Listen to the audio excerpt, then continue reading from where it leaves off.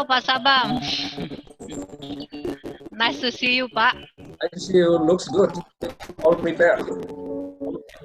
Okay, now I open my face so everyone can see me. You know, as long I never do this. This is the first time Hi, I Dr. show my Ferry. face to all the audience here.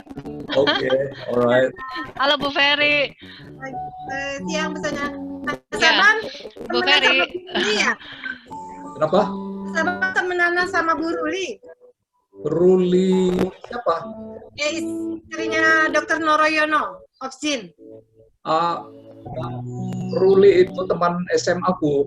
Iya, waktu kita lagi ngobrol, tiba-tiba dia bilang saya lagi WA-an nih sama Pak Sabam. Oke. What a small world ya. Iya. Iya. Oh, jadi Ferry istrinya Dr. Boyke ya? Katanya. Exactly, Pak. Mantan pacar, Pak. Exactly, Pak. Dokter artis, Pak. Ya. Udah ada berapa nih? 18 ya peserta ya, termasuk kita. Ya, wait a minute, Pak. The last minute. Oke. Alright. Ya, this the last minute. Biasanya berdebuk masuk, tapi kita nggak buat waiting room, jadi mereka bisa masuk anytime, Pak. Langsung ya. Oke. Is my voice good? Ya, mereka bisa langsung masuk. But Suara not too clear. clear ya? I can hear you clear. Oke, very good. Pak Sabam, dari Ya. keluarganya Nggak terlalu. Pak Julu banyak nih yang minta ID Zoom ke saya. Tadi malam ngumpul soalnya. Mereka bilang mau ikut. Termasuk ayah saya dari kampung pengen ikut dengerin aja katanya. Iya, Silakan. benar. Pak Idris Sutajulu, ayah Bapak, Pak Idris Sutajulu. Yes, that's my father. Nah, itu minta link dari saya, Pak. Oke. Oke, 84 years old, Pak. Wow, it's amazing. 86 actually. But if 84 years old still follow the Zoom, this yeah. Iya, kita setiap Is 2 he hari richer? Zoom sama dia. Oh, pantesan. Kalau Pak Ayah Dokter Ferry 90 juga masih ikut Zoom. Kayaknya masuk juga nggak hari ini, Bu? kayaknya masuk, aku udah kasih. Wow. Oke. That's great. Ada Pak 19, Pak. 91 years old. Is too old.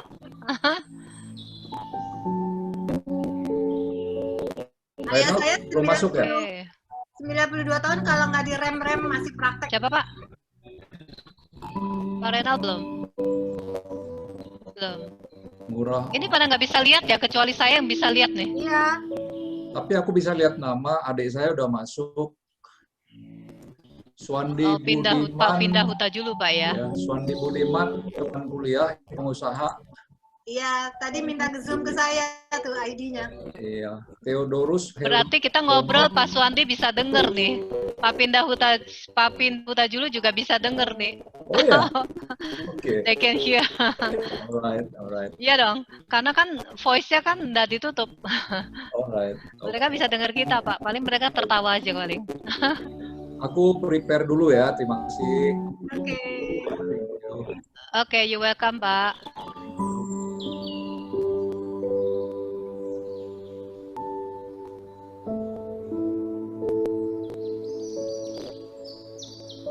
Bu Ferry sudah di rumah atau masih di Bogor? Udah di rumah. Oke. Ngebut pulang. Ibu mertua sehat-sehat, Bu? Udah baik?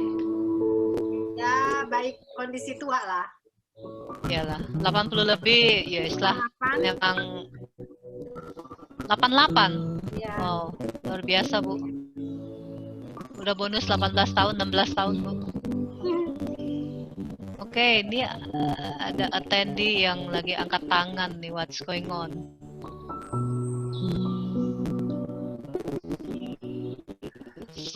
Salam sehat Pak Hengki di Purwokerto. Ya, selamat datang Pak Hengki. Selamat datang di dalam Orits Community Indonesia.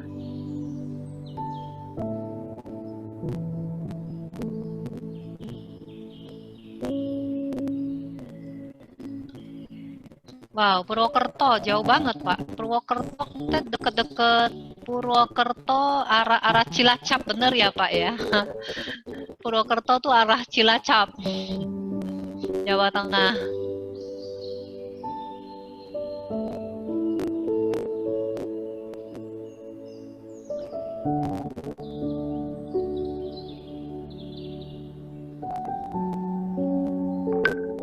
Renald janji mau join tuh. Gimana Pak? Renald Kasali janji mau join. Mau masuk? Wah, welcome Pak. We are very welcome juga. Hopefully, we can talk here to share to all the people here. Kepada semua.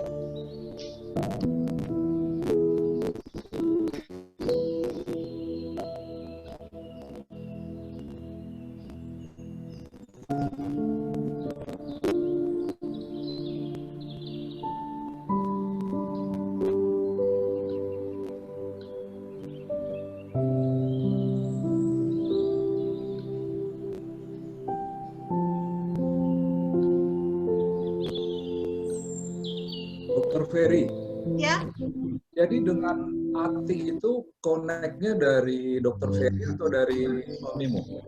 yang siapa? Ati Noroyono, temanku SMA. Ruli ya. Ruli. Itu Dokter Noroyono itu kakak kelas saya. Oke. Di SMA 1? Enggak, di FK. Di FK UI. Alright.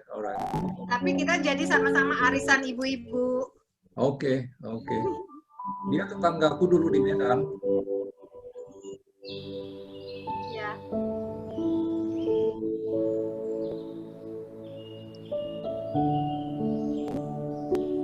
Pak Sabam di Tugu pernah juga ya? Ya, pernah jadi CEO di sana. Kenal sama Pak ini nggak? Basirudin, Momo Basirudin. Sangat kenal. Itu besan saya. Oh. Ternyata muternya di situ-situ ya Bu ya. Pak Sabam. Iya. Very small world. Iya betul. Iya. Ini kawan-kawan BPKP nih masuk nih, Wawan. Boleh disapa tuh Pak Sabam. Ya. Halo Pak Theodorus Herutomo, apa kabar? Yeah, maybe they cannot asking you because yeah, they only can say hello by chat. Maybe you can chat them. Kalau aku nggak bisa lihat ya Bu ya. Lihat apanya? Nama Lihat peserta. Kayaknya Ibu nggak bisa ya. Panelis sih seharusnya bisa Bu. Karena Pak Sabam aja bisa lihat. Karena Ibu dan Pak Sabam kan posisinya sama, panelis juga. Harusnya bisa. Ibu klik aja di partisipannya, nanti akan lihat nama-nama yang bergabung Bu. Ya, partisipan bisa lihat. Ya. yang keluarnya berempat ini. Jangan di panelis Bu, Ibu klik di partisipannya, attendee. Sebelahnya panelis ada attendee kan, ada 2 kolom, nah Ibu klik di attendee-nya Bu. Saya Bu ya. Udah. Jadi selama ini Ibu nggak bisa lihat karena kliknya di panelis gitu. Ini ada sepupu aku Dita.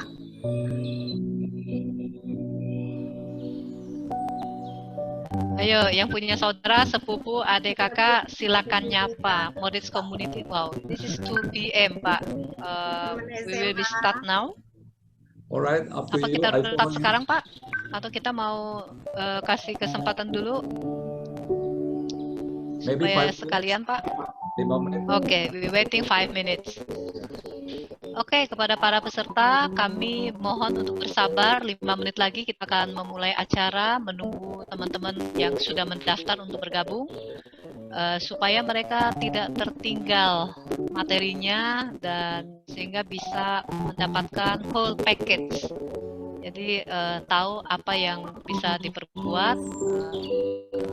Ceritanya lebih enak memang mulai dari depan daripada mulainya di sudah sedikit berjalan, nggak seru. Harus nyambung. Oke, jadi mohon bersabar Bapak dan Ibu. Jadi kita delay 5 minutes. Ini aku masih banyak yang minta ID itu loh, Bu. Kirim aja nggak apa-apa Bu Ferry.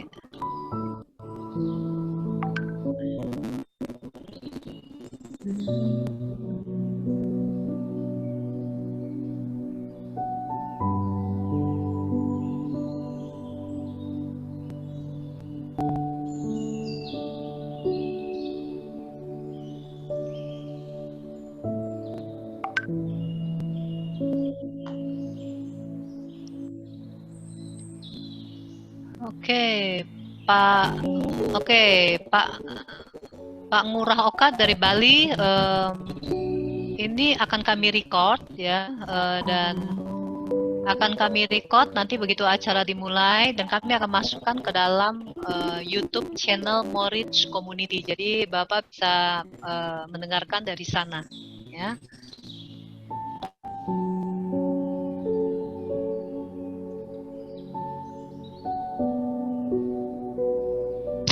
Ya, Pak Heru Tomo, selamat datang ke dalam Moritz Community. Saya melihat ada banyak wajah-wajah baru. Ini banyak teman Pak Sabam nih. It's amazing Pak Sabam. Yes. Happy to see them here through Moritz Community. Yeah, this like a place for reunited with the friends. Grup ini, Pak. Yeah.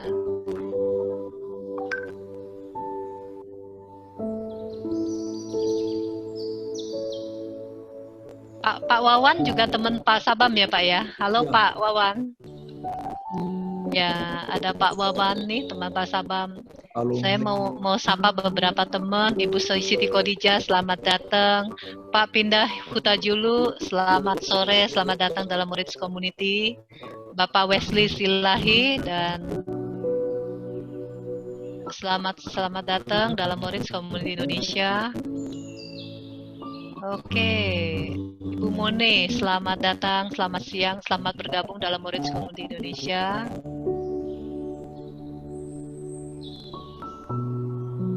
Pak Wesley Silalahi, ini pamannya Pak Sabam ya Pak ya? Teman kuliah. Ada juga muridnya Bapak Ya, yang ada Pak Albert Aisal. Albert Aisal, murid saya dari Tribakti Business School. Oke, selamat siang juga Pak Albert. Oke, Pak Bastian, Dr. Tito Bastian dari Gorontalo. Selamat siang, selamat sore di Gorontalo Pak. 1 jam lebih cepat. Selamat sore, jadi selamat bergabung.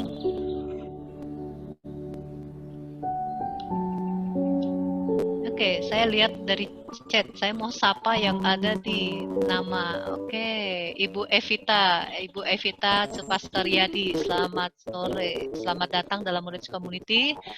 Dr. Amaralina Lalita Driono. Selamat siang, Dr. Nila. You will be talk here next week, Dr. Nila. We welcome you. Ya, Dr. Agus, selamat siang. Dr. Gusmedi, selamat siang. Ibu Eba, selamat siang.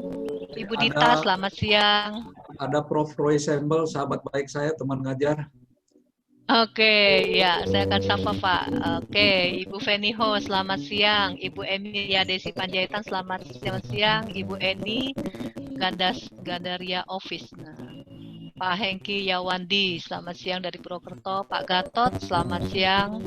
Pak Ho Juang, selamat siang. Pak Jan Peter Huta Barat, selamat siang. Ibu Juniati, PV Patiasina, selamat siang.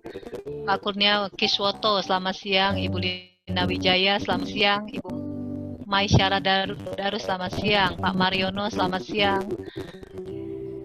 Ibu Mia Rusmiati, selamat siang. Ibu Mone, selamat siang. Ibu Naomi Panjaitan, selamat siang dan selamat datang.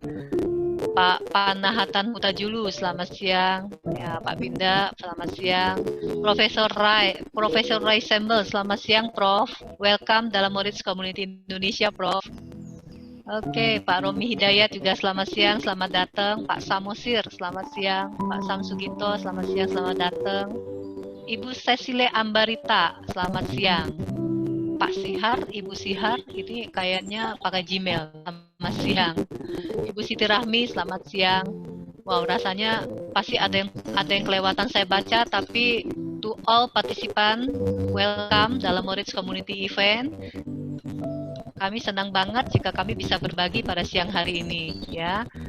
Hari ini adalah hari Minggu, hari weekend, tapi Bapak dan Ibu menyempatkan waktu untuk bergabung, dan kami sangat yakin investasi Bapak dan Ibu pada siang hari ini tidak akan sia-sia, karena saya tahu banget pembicara, kita cukup brainstorming juga untuk ngobrol, dan saya tahu banget.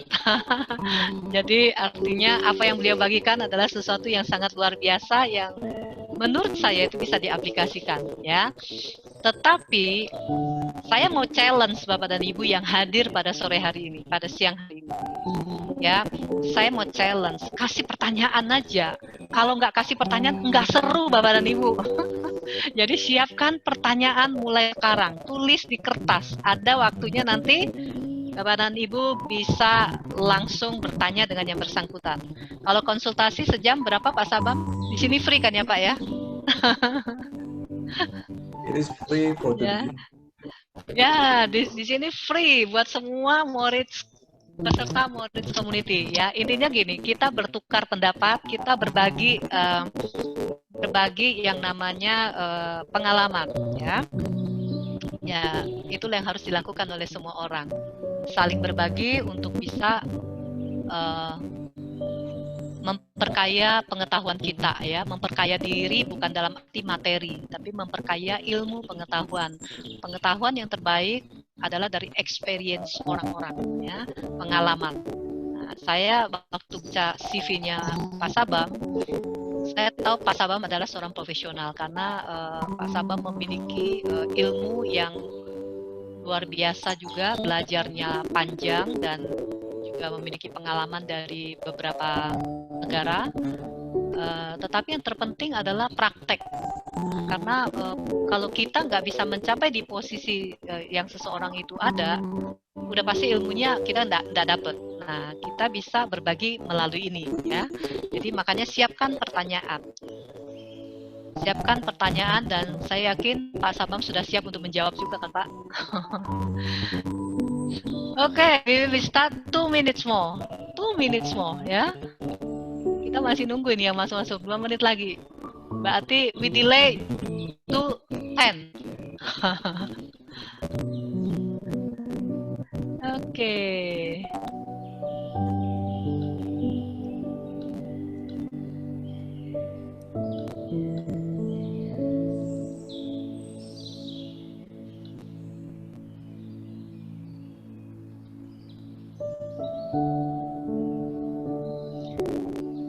Wow, ternyata ada banyak yang nggak bisa masuk nih. Sebetulnya bisa masuk sih. Kenapa mereka coba cek in net harusnya?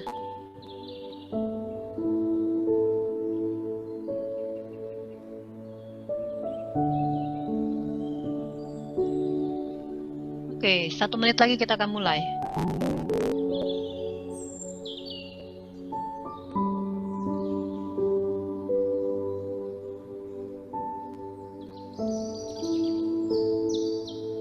Oke.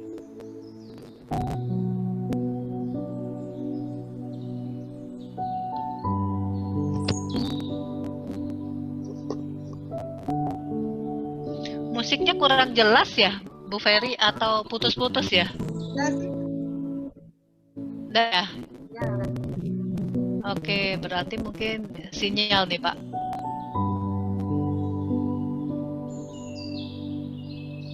Oke, kita akan segera mulai. Jadi musiknya saya akan matikan. Kita segera akan mulai. Kita tidak akan mendelay lagi waktunya, karena kami tahu waktu Bapak dan Ibu juga sangat berharga, waktu pembicara juga sangat berharga. Jadi kita segera mulai. Oke, selamat siang dan selamat datang ke dalam event Moritz Community. Pada siang hari ini, behalf on Moritz Community, saya ingin mengucapkan selamat datang. Selamat bergabung di dalam event kami, terutama bagi yang pertama kali baru hadir di dalam event Moritz Community. Mungkin waktu Bapak dan Ibu mendapatkan konten yang disebar, ya, mendapatkan baik itu melalui WA group, melalui chat private teman-teman, atau melalui media-media sosial, sehingga Bapak dan Ibu harus mendaftar ke admin, ya. Mungkin Bapak dan Ibu belum tahu ini komunitas apa sih gitu. Ada banyak orang yang pertama kali waktu bergabung di dalam event kami, mereka bertanya cukup strictly juga tentang Moritz Community. Ini apa sih? Nah, kalau Bapak dan Ibu melihat wajah-wajah dari komunitas ini bukan komunitas yang high teknologi. Itu pertama, bukan juga komunitas orang-orang yang canggih banget, enggak. Kami ini benar-benar adalah masyarakat biasa, kami orang awam, sama seperti kebanyakan orang di luar sana, ya. Tetapi apa yang kami ingin lakukan, dan kami ingin semoga ini bisa menular kepada Bapak dan Ibu juga, kami dalam dalam kebisaan kami, ya, yang limited pun, tapi kami ingin do something, kami ingin melakukan sesuatu untuk masyarakat, ingin berdampak positif. Nah, apa yang ingin kami lakukan kepada masyarakat? Nah, sebagai informasi awal saya ingin sampaikan dahulu, komunitas Moritz ini adalah sebuah komunitas non-komersial. Jadi semua event-event yang kami lakukan tanpa bayar, sepeser pun tidak berbayar. Peserta-peserta yang bergabung di dalam komunitas ini juga tidak berbayar, ya. Pembicara pun adalah pembicara yang memiliki visi misi yang sama dengan kami, yaitu karena hanya ingin berbagi, ya. Nah, beberapa event kami sudah lakukan event ini yang ke-13 kalinya. Tiap minggu non-stop. Event kami tidak lakukan, setiap minggu kami lakukan. Nah, di samping event-event besar seperti hari ini, kami ada event kecil-kecil setiap hari. Ya, nah yang kami ingin lakukan adalah kami ingin berbagi, memberikan solusi kepada masyarakat. Apalagi saat sekarang dalam kita mengalami satu situasi yang tidak mengenakan. Bukan cuma negara kita, tetapi seluruh dunia berdampak karena satu kuman yang namanya COVID. Ya, mau tidak mau Bapak dan Ibu, kita harus mengalami satu lonjakan untuk memanfaatkan yang namanya aplikasi untuk melakukan aktivitas, ya. Kita disarankan harus melakukannya dari rumah. Nah, kami mempergunakan ini dan kami mensyukuri tahun lalu kami memutuskan untuk memulai ini sehingga rata-rata komunitas ini sudah aware memanfaatkan yang namanya aplikasi ini untuk melakukan aktivitas, ya. Nah, solusi yang kami ingin berikan adalah tentang bisnis. Dalam situasi sekarang, kita lagi masuk ke dalam satu masa yang menurut saya yang memang dialami seluruh dunia lagi kondisi krisis, bukan kritis tetapi krisis, ya. Nah, kita harus berusaha mencari sebuah solusi untuk bisa bukan cuma survive saja, tapi kalau berharap untuk growing up, mungkin kita syukurin kalau kita bisa growing up. Cuman kalau kita bisa survive itu jauh lebih baik. Ya, nah solusi bisnis yang ditawarkan oleh Moritz Community dari ibu-ibu yang gaptek, bapak-bapak yang gaptek, tentu adalah sesuatu yang sangat gampang, ya, sangat sederhana dan mudah untuk bisa dijadikan, dilihat, siapa tahu dijadikan sebagai sebuah kesempatan atau dijadikan sebagai sebuah solusi buat Bapak dan Ibu. Nah, yang kedua adalah solusi tentang kesehatan. Setiap event yang berkaitan dengan kesehatan di Mortgage Community, kita juga memberikan kesempatan kepada para peserta bertanya langsung dengan pembicara. Rata-rata pembicara adalah pakar di bidang kesehatan, yang mereka memang memahami banget ilmunya segudang dan kita bisa directly bertanya. Nah, lalu kita juga memberikan satu edukasi dan informasi. Nah, event hari ini adalah berkaitan dengan edukasi dan informasi. Nah, pembicaranya saya yakin mayoritas dari Bapak dan Ibu pun kenal siapa Pak Sabam Hutajulu. Beliau juga adalah seorang praktisi, tetapi bukan sembarang praktisi. Tentunya adalah pakar di bidangnya, di bidang restrukturisasi, transformasi dan restrukturisasi usaha dan leadership. Jadi Bapak dan Ibu punya kesempatan bertanya juga. Nah, training-training akan dipersiapkan di kemudian hari. Kami mau mempersiapkan dengan tujuan berbagi. Semua training yang dipersiapkan, kami ingin sesuatu based on experience, bukan based on theoritis. Nah, oleh karena itu, Bapak dan Ibu, jika Bapak dan Ibu yang bergabung siang hari ini punya kemampuan dalam ilmu-ilmu yang Bapak dan Ibu miliki dan ingin berbagi, kami sangat welcome Bapak dan Ibu untuk datang berbagi melalui komunitas kami. Tentu kita harus bicara supaya visi misi kami juga jelas. Nah, Bapak dan Ibu, saya tidak akan berpanjang lebar lagi. Saya ingin supaya segera pembicara memulai presentasinya, tetapi sebelum itu saya ingin banget memperkenalkan lebih dahulu pembicara yang satu ini, ya. Ini schedule kita, jadi kembali lagi ini ada sesi tanya jawab, ya.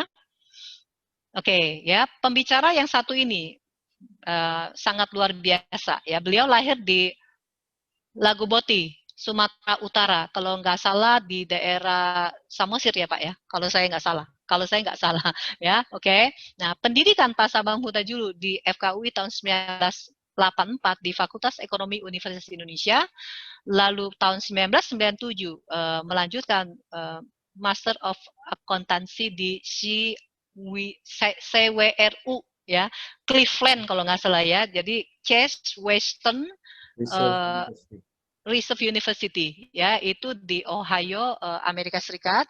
Lalu tahun 2001 menyelesaikan sama PhD di CWRU di Cleveland, Ohio University.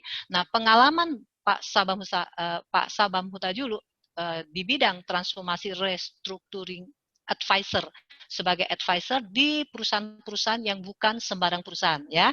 Jika Bapak dan Ibu lihat di dalam slide ini, CEO di Tugu Mandiri, Jardine Lloyd, Thomson Indonesia, Tugu Pratama Indonesia, Chairman di Gerhati. Saya coba searching, apa sih Gerhati? Karena ini adalah sebuah singkatan. Ternyata saya dapat, ya. Gerhati itu benar Pak, pemberdayaan ekonomi lemah, jadi gerakan Gerbang Pengharapan Transformasi Insani Yayasan Non-Profit, betul ya Pak ya? Ya, untuk micro enterprises. Ya, micro enterprises ya, development, self-development juga, community service and development. Wow, luar biasa Pak. Ini adalah karena keinginan berbagi, oke? Lalu senior CFO di PT El Nusa, Pertamina juga di Hong Kong, Singapura, manager strategy planning, oh ini sedikit salah tulisannya, oke maaf, financial internal control di Pertamina, senior auditor BPKP, ya, University 21 Global Singapore, Global University Kuala Lumpur, lalu sebagai lecturer, betul Pak, di FKUI, ya. Nah, saya FEUI, sangi seringnya dokter bicara di sini Pak, dan STPPM, ya. Saya tidak akan panjang lebar lagi, saya akan stop share dan saya persilakan Pak Sabam Hutajulu untuk mengambil alih waktu Bapak siang hari ini. Silakan Pak. Terima kasih Ibu Sonia sama Dr. Ferry sebagai panitia merepresent Mortgage Community. Saya share screen.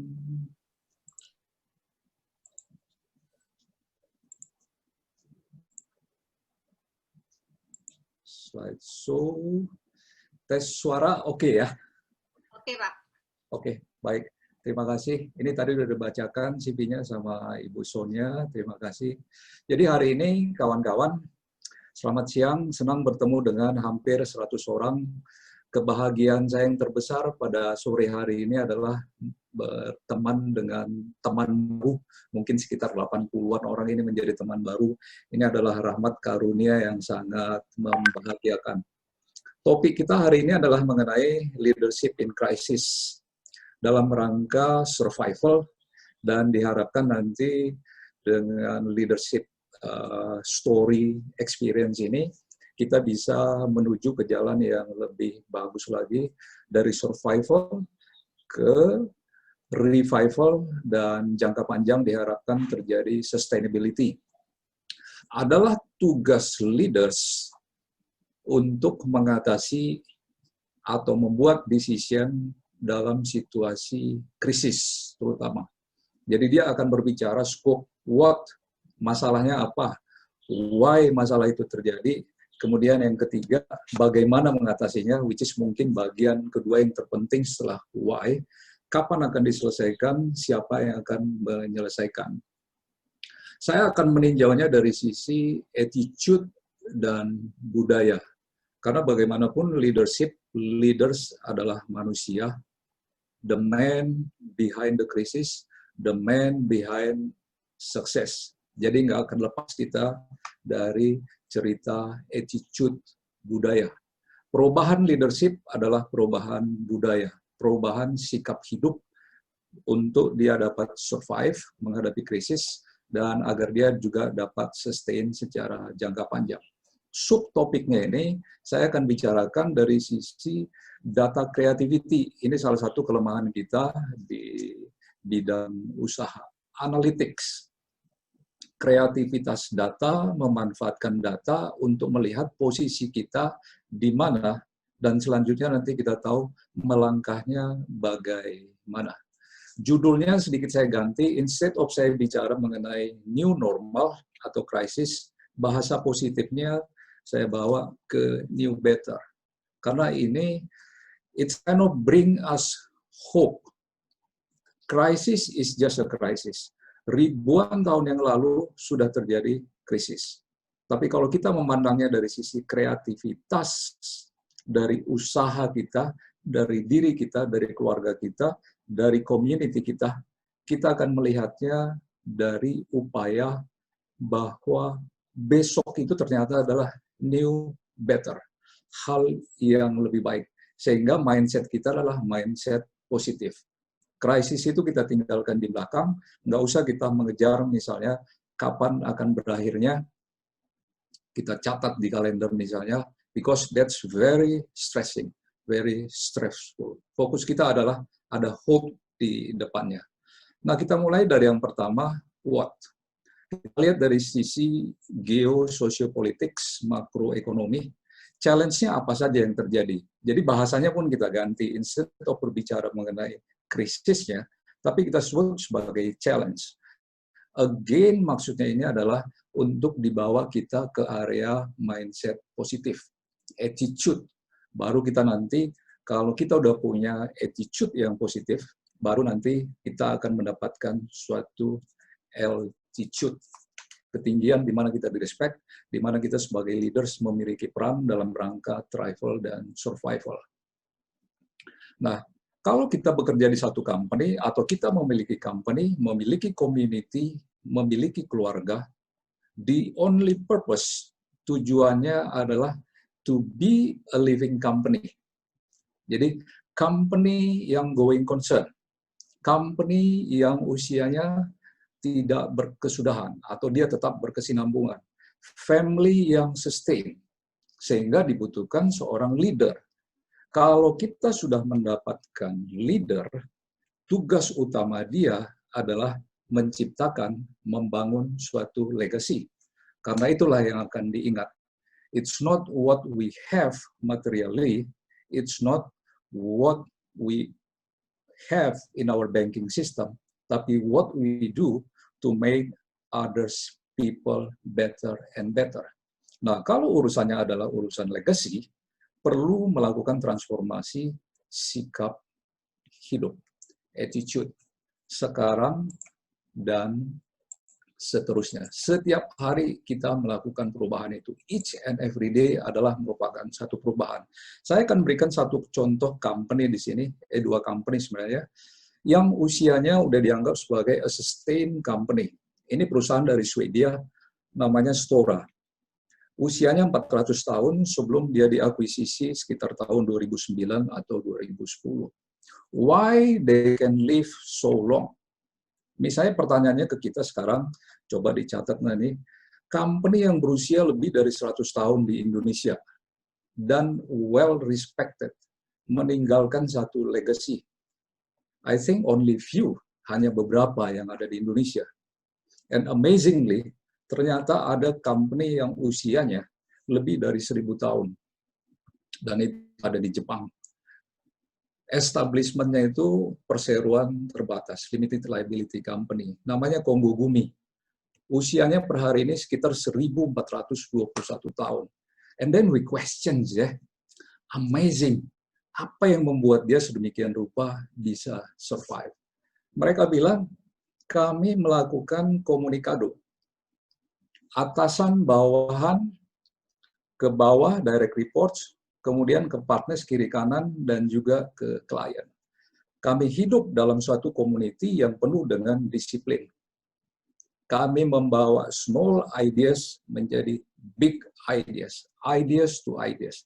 They talk about this each and every day. Jadi buat mereka, organization structure itu is just an organization structure. Itu bukan urusan hubungan atasan bawahan, tapi body system. Termasuk di dalamnya terjadi proses critical thinking, mengkritisi atasan ke bawah dan ke partner, terbuka gitu, yang membawa mereka ke arah hope, positive thinking. Dan kliennya mereka jaga. Know your client. They connect with client. Mereka tahu presisi klien itu kebutuhannya seperti apa, preferensinya seperti apa, hobinya seperti apa, sehingga mereka bisa manage. Jadi bahasa Konggo Gumi, kalau nggak salah berdasarkan research itu, ada ditanya, kenapa sih kalian bisa hidup lebih dari 1400 tahun? Because we talk with each other. Ini maknanya dalam kawan-kawan. Berbicara satu sama lain dalam suatu konteks yang freedom untuk mengemukakan pendapat. Unfortunately, dunia kita sekarang adalah dunia yang berbeda. Tadi Bu Sonia bilang krisis. Kita selama ini menganggap kemajuan ekonomi teknologi ada di Amerika. Namun berdasarkan research yang namanya Fortune 500 Company yang ada di Amerika Serikat, hanya tinggal 11% yang masih hidup. Kalau diukur berdasarkan umur rata-rata perusahaan itu dari kelompok S&P 500, dulu sampai tahun 20-an, usianya 67 tahun, sekarang hanya 15 tahun. Sekarang kita reflect lah kawan-kawan ya, misalnya ke orang tua kita zaman dulu itu, kenapa bisa hidup panjang, tapi di samping itu juga kalem. Vibe-nya itu positif. Nenek saya di Lagu Putih meninggal di usia 97 tahun. Kerjanya tiap pagi berangkat dari desa Lumban Binanga di Lagu Putih ke pasar, itu sekitar 5 kilo. Kemudian pulang lagi 5 kilo. Sangat sehat. Apakah yang dia makan sama nenek saya, opung saya ini istimewa? Enggak, ikan asin. Kemudian belacan mungkin, ikan yang dia dapat dari Danau Toba. Why kita sekarang menjadi berbeda? Rata-rata umur kita pendek. Misalnya kalau kita misalnya di kantor itu ya, sering saya ngadapin tim saya itu, umur-umur 35, 40, datang misalnya ke saya, Pak izin cuti. Kenapa? Ini Pak lutut, ya, gimana nih Pak ya? Perut nih, ada stres nih gitu. Jadi memang dunia yang sudah berbeda. Sehingga terjadilah yang sudah kita ketahui, kebangkrutan Enron, Lehman Brothers, kalau di Indonesia ada Bumi Putra sudah near ke area bankruptcy, ada Jiwasraya. Amazingly, ini yang membuat kita worry, perusahaan-perusahaan ini adalah yang relatif sebenarnya konservatif dalam bidang usaha. Ini bidang keuangan, ini bidang oil and gas, ini bidang asuransi. Why happens, nanti kita lihat apa penyebabnya. Pernah terjadi kebangkrutan di salah satu TBK di Indonesia, dan kita selamatkan dalam waktu 2 tahun. Ada juga kadang-kadang isunya itu sederhana, yang berprinsip complacency. Belanda masih jauh, kenapa sih harus rewel Pak Sabam, ya kan? All the changes yang terjadi di sekitar itu kurang diperhatikan. Itulah mungkin yang terjadi dengan Kodak dan Nokia. Refleksi kita dari isu ini adalah, how about each of us, setiap dari kita. Kalau kita punya uang, itu sebenarnya uang siapa? Kalau kita punya anak, apakah kita tinggalkan satu legacy, atau kita biarkan dia keleleran untuk mencari kehidupannya sendiri? Masa depannya itu masa depan siapa? Saya akan bilang itu adalah tanggung jawab kita sebagai leader. Teman kita di community, kita sebagai leader, tanggung jawab kita untuk membina mereka. Again, bukan dalam rangka materialitinya, tapi memberikan suatu sikap positif, menjadi role model, sehingga mereka menjadi lebih baik dan lebih baik. Saat ini adalah dunia yang VUCA. Dan perubahan itu terjadi secara eksponensial. Market crash-nya udah terjadi. Current account deficit-nya bisa menuju 7%, mudah-mudahan di kuartal 3 menjadi lebih baik. GDP-nya diharapkan bisa positif di kuartal 4. Pemerintah berusaha menurunkan bunga supaya kehidupan ekonomi dari sisi supply dan demand bisa diperbaiki, dan ada program bailout dari pemerintah melalui PEN, termasuk untuk small medium enterprises, UMKM, di mana mungkin teman-teman involved di dalamnya. Tapi again, manusia masih mempertahankan ego dan greed-nya. Masih berperang. Saat ini saya bilang Perang Dunia Ketiga masih berlangsung sejak mungkin 2 tahun yang lalu, karena dua kekuatan itu mendisrupt sisi supply demand. Artinya, nggak bisa juga kita bilang peristiwa sekarang itu due to COVID. Excuse yang mungkin kurang pas. Way before, perilaku kita mungkin ada hal-hal yang sudah perlu diperbaiki. Bahwa sekarang pada akhirnya setelah sekian bulan, kita dihadapkan pada suatu keinginan mendapatkan equilibrium, di mana herd immunity dari sisi kesehatan dan ekonomi dipertaruhkan atau diperjuangkan adalah juga dalam rangka membuat supply demand itu dapat diperbaiki, sekaligus juga kesehatan masyarakat dapat diperbaiki. Tapi kita udah lihat,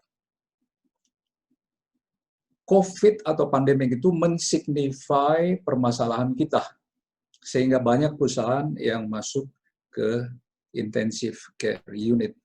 Atau bisa diri yang kena di situ, dipres mungkin, atau bisa grup. Ada joke di kalangan perbankan, kalau dulu kita misalnya minjam, melihatnya dari sisi multiplier EBITDA-nya berapa untuk mendapatkan suatu leverage atau minjam. Sekarang ditambahkan dengan unsur C. Jadi bukan hanya EBITDA atau EBITDA. Bukan hanya EBITDA, tapi EBITDA, gitulah. Tapi joking yang seriously happen, kawan-kawan ya. Nah, McKinsey melakukan studi pada bulan Juni 2020. Dibagilah ke dalam 4 kuadran. Sorry ini.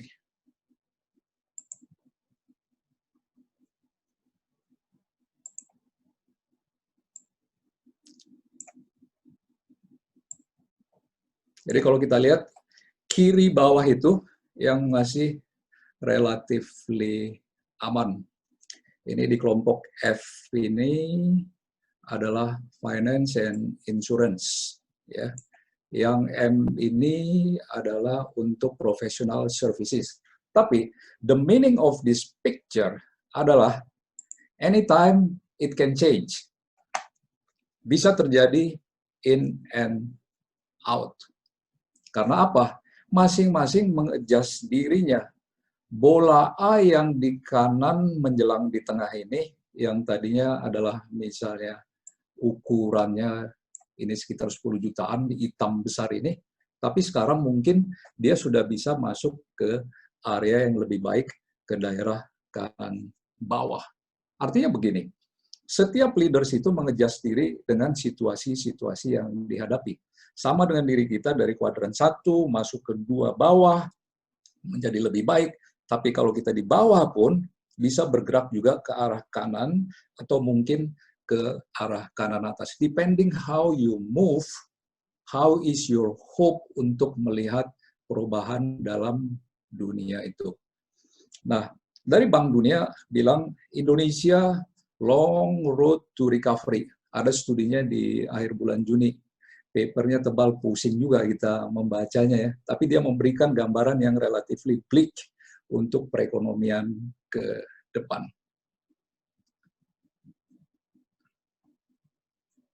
Bentar ya, saya stop dulu ini. Nah, sebenarnya signal itu sudah ada, kawan-kawan. Sudah ada tanda-tanda itu. Contohnya misalnya di usaha kita atau di lingkungan kita. Gaji telat dibayar di tempat kita kerja atau di community kita. Ini udah satu sinyal gitu. Tapi saya ingin bilang, kalau ada sinyal seperti itu, kadang-kadang kita nggak care bahwa sinyal itu memberitahukan kita sesuatu.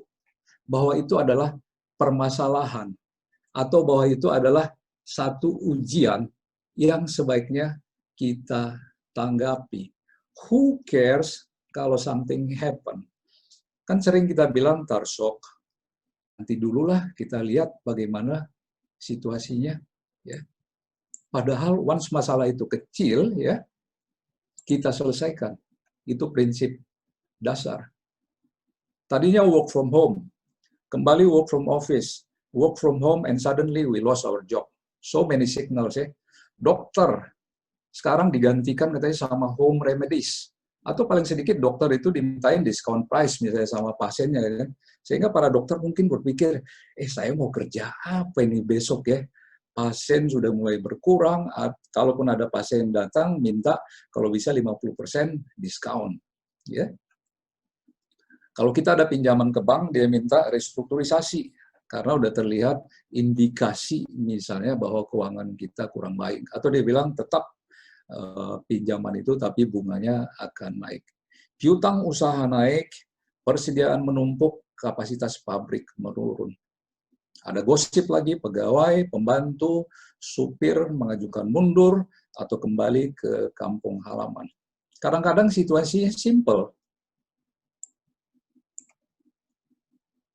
Laba ada, tapi kok saldo kasnya nggak ada ya gitu. Pemahamannya kurang mengenai keuangan. Ya. Dia nggak sadar bahwa selama ini memang monitoringnya itu lemah. Ya. Tiba-tiba ada kompetitor kita dalam kehidupan kita. Ada YouTube. Ada sekarang kan yang bilang kan, ngapain sih harus sekolah ke YouTube aja. Ke Instagram, ke LinkedIn, palu gada, semuanya ada di situ. Nah, disinilah orang mulai berpikir the power of platform, the power of community dalam rangka mencari suatu alternatif income.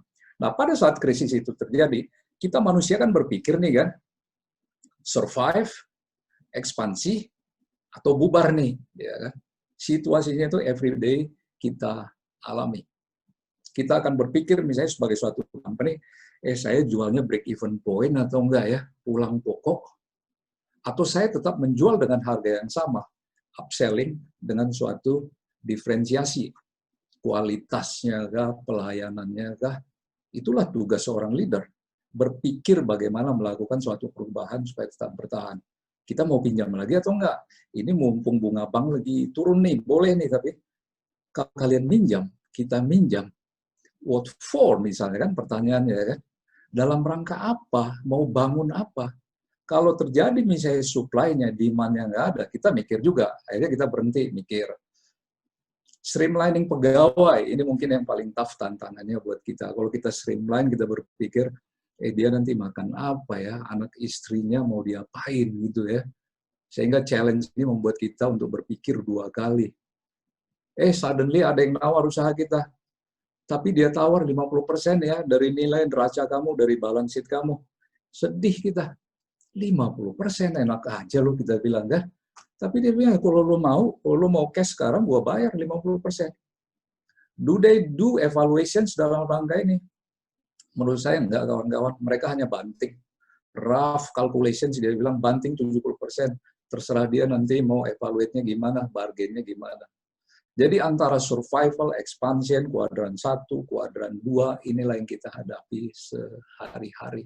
Pada saat anak-anak masih harus sekolah, ada fix aset kita dalam bentuk tanah, sulit laku. Manusia katanya adalah impulsive buyer. Pada saat kaya, boros. Pada saat miskin, super pelit. Sehingga anak-anaknya pun, aduh orang tua saya ini. Tapi itulah manusia. Pada akhirnya kita mungkin akan berada pada situasi end of the story.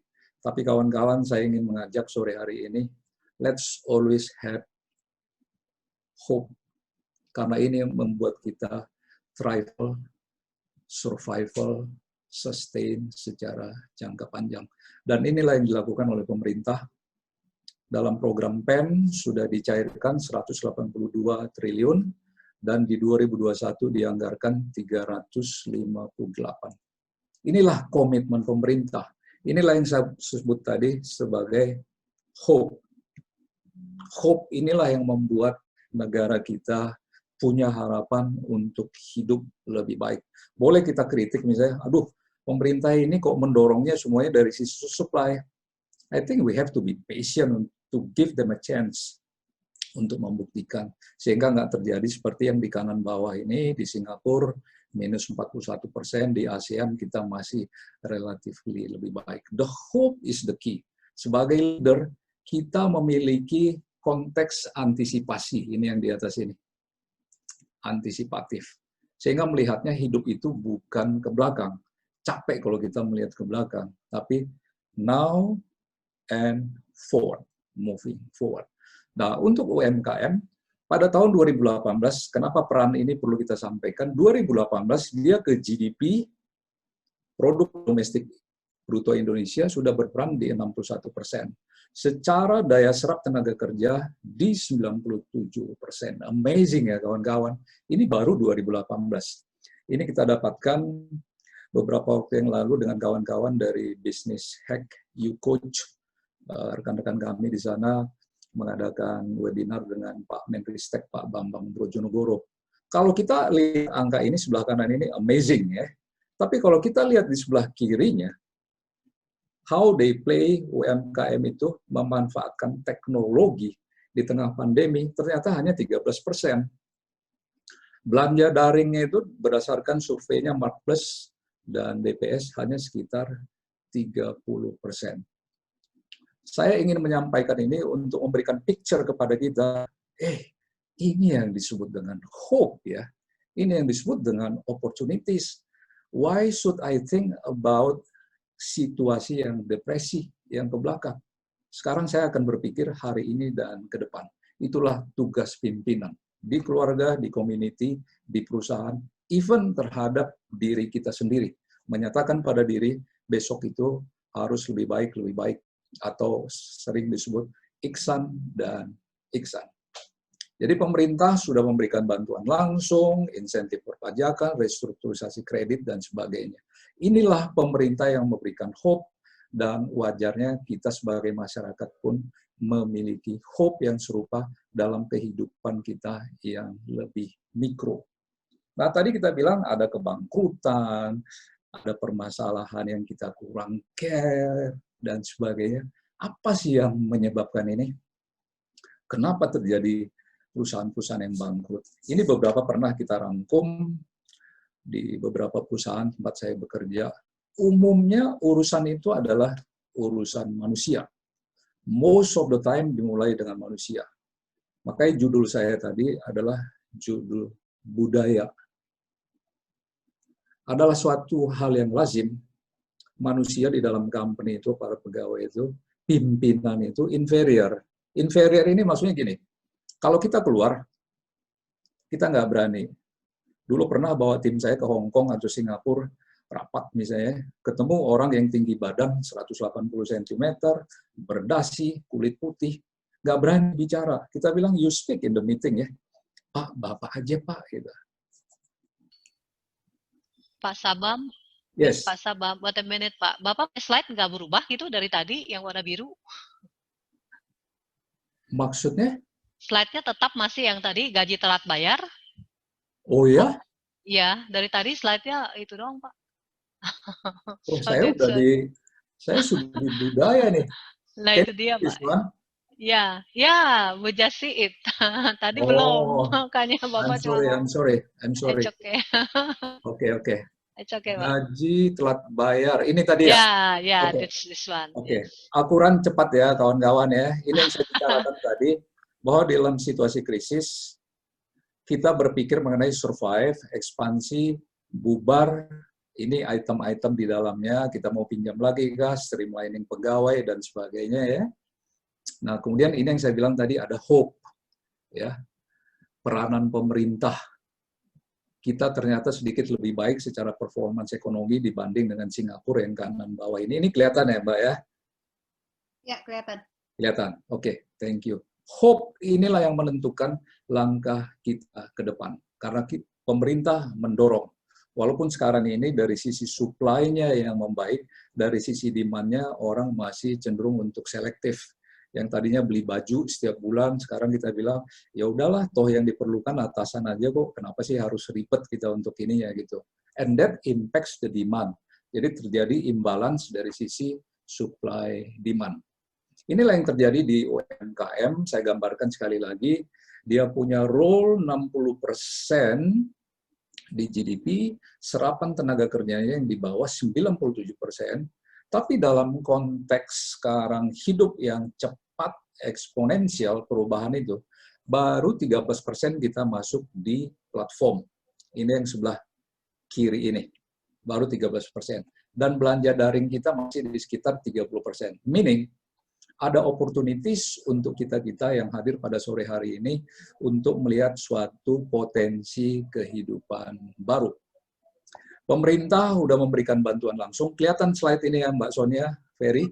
Kelihatan ya. Kasih insentif perpajakan. Ini kembali cerita ini adalah hope, pengharapan. Ternyata pemerintah bekerja. Ya kan? Menjadi pertanyaan kita, apa yang membuat perusahaan-perusahaan tadi bangkrut? Saya tadi bilang, saya nggak setuju kalau disebut permasalahan kita sekarang di dunia ini adalah karena COVID. Kasihan COVID-nya itu, ya teman-teman ya, kita salahin. Yang tadinya dia C besar, COVID, sekarang mungkin dia udah mengecil. Ya. Karena setiap hari kita blame dia sebagai root cause of our problem. Gitu. Jadi ternyata, secara budaya dalam konteks leadership, root cause-nya itu ada di culture. Inferiority, kalau kita keluar. Di dalam keluarga, di dalam sebagai pimpinan di perusahaan, kita arogan. Ini adalah kontradiksi. Kemudian di dalam terjadi incommunicado. Nggak saling ngomong. Ada sih silaturahminya, tapi silaturahminya basa-basi, ada WhatsApp group, ya kan? Tapi nggak real kita membicarakan mengenai fundamental kehidupan. Nah, lebih jauh kami pernah melakukan satu survei di perusahaan yang pernah mengalami kebangkrutan dan kami selamatkan. Dan inilah jawaban tim kita waktu itu. Kenapa perusahaan ini bangkrut? Tolong kalian jawab. Bukan versi kami, tapi versi kawan-kawan. Pak, the king can do no wrong. Ini yang nomor satu yang di kiri. Blaming game, complacent, comfort zone, Belanda masih jauh, dan gosip. Ini adalah kultur, adalah budaya, dan diakui merupakan bagian dari kehidupan kita sehari-hari. Artinya, kalau ini merupakan root cause di keluarga, di community, di perusahaan, ini harus kita perbaiki, kita improve, kita minimize. Kalau nggak kelihatan, kasih tahu ya Mbak Sonia ya. Nah, secara spesifik, root cause ini di perusahaan yang kita pimpin dulu, ada satu aspek leadership yang sangat penting. Ini ada peribahasa dari Jepang atau dari Turki ini. Dia bilang ikan itu busuk dari kepala. The fish rots from the head. Kerusakan perusahaan itu pada umumnya sebagian besar adalah karena pimpinannya. That's why we talk today about leadership. Dan dia memiliki multiplier impact yang sangat dahsyat. Apalagi di masyarakat kita, paternalistik. Kalau pimpinan udah odong-odong, bawahnya akan ikut odong-odong. Ibu-ibu kalau ke pasar beli ikan, yang dia lihat insangnya, benar kan ya, Mbak Ferry sama Mbak Sonia ya. Kalau insangnya udah nggak benar, dia bilang, ya udah Pak, tawar 50%. Itulah mungkin yang dilakukan oleh private equity yang datang ke Indonesia melihat beberapa usaha kita. Tawar 50%. What's your reason for 50% discount? I don't know. Kalau lu mau cash, gue bayar 50% off. Gitu. Menyedihkan ya. Tapi inilah yang terjadi di perusahaan dulu yang kita pimpin. Yang kedua, memang ada budaya sungkan di keluarga, di perusahaan. Kita sulit untuk menyatakan tidak ke atasan, ke orang tua. Padahal esensi perbaikan dalam rangka solve why tadi itu adalah saling mengkritisi, bukan mengkritik ya, mengkritisi. Kalau mengkritisi itu bahasanya adalah this is the problem, this is the solution. Kalau hanya mengkritik, kita hanya sebatas membicarakan mengenai what. Ini problemnya. Ya kalau hanya mengatakan problem sih, what-nya sih siapapun bisa. Give me solution gitu. Tapi itu rata-rata kita sungkan untuk menyatakan itu. Pembiaran. Taruh dululah besok yang contagious. Kemudian ada juga belief di kita bahwa tujuan kita dalam kehidupan itu adalah numbers. Adalah harta, ada perbankan sebagai objektif. Di perusahaan juga kalau IPO tujuannya saya kira bukan uang itu. Itu hanya channel kita untuk membuat suatu tujuan yang amanah. Cerita terbaik kita kepada anak cucu kita di setiap Sabtu atau Minggu atau hari-hari tertentu bukan apa yang kita miliki, tapi apa yang kita perbuat kepada orang lain. Dan itu adalah tugas utama pemimpin. Pemimpin tadi udah kita bicarakan sulit mendengar. The king can no wrong, rules nomor 1. Kalau terjadi katanya the king do wrong, refer to rules number 1. Oke. Karena kita udah tahu root cause-nya itu, dalam kehidupan kita yang sekarang ini terjadi yang namanya cash balance and fixed asset dan loan trap. Ya, kejebaknya bukan benar-benar kejebak ya. Cuman maksudnya di sini ada saldo kas bank masih bisa kita hidup 2-3 bulan, 4 bulan, tapi aliran kasnya ini yang jauh lebih penting kawan-kawan, sudah masuk angka merah. Yang kedua, kita punya fixed asset. Tapi siapa sekarang yang berani membeli fixed asset kita? Kalaupun ada harga dibanting. Kalau ada loan, bunganya dinaikin, atau kita diminta untuk melakukan restrukturisasi. So we are in a difficult situation. Nah, kalau situasinya sudah sulit, so how? Bagaimana kita jalan keluarnya? Dunia bergerak secara eksponensial, membutuhkan suatu kreativitas, dan lebih bagus lagi, ada inovasi dalam rangka transformasi. Dan ini semua, kawan-kawan, bermula dari suatu attitude, budaya yang ingin berubah. Ada juga kan orang kan kalau ditanyakan, siapa yang mau berubah? Siapa yang mau terjadi perubahan? Semua angkat tangan, ingin perubahan. But when you ask the questions, who wants to change? Everybody is silent. Tujuan leader untuk membangunkan timnya melakukan transformasi. Meminimize incommunicado. Ketidakinginan untuk berbicara, berkomunikasi. Membangkitkan suatu hope, membangunkan suatu ide-ide kecil menjadi ide-ide besar. Sehingga kita bekerja, bukan hanya bekerja keras, tapi bekerja dengan sepenuh hati. Disinilah terjadi perubahan attitude dalam rangka mencapai suatu altitude. Saya ulangi sekali lagi bahwa tugas pimpinan itu adalah keputusan-keputusan kecil, decisions, dan pada akhirnya membuat kebijakan keputusan besar. Kita di daerah sini, kita dibayar untuk menghadapi krisis, kawan-kawan. Sebagai pimpinan keluarga, disinilah ujiannya. Kalau ini is a routine, keputusan sehari-hari, OPEX lah kalau dalam konteks berusaha ya. Kalau di sini ini CAPEX, masalah hidup mati ceritanya itu.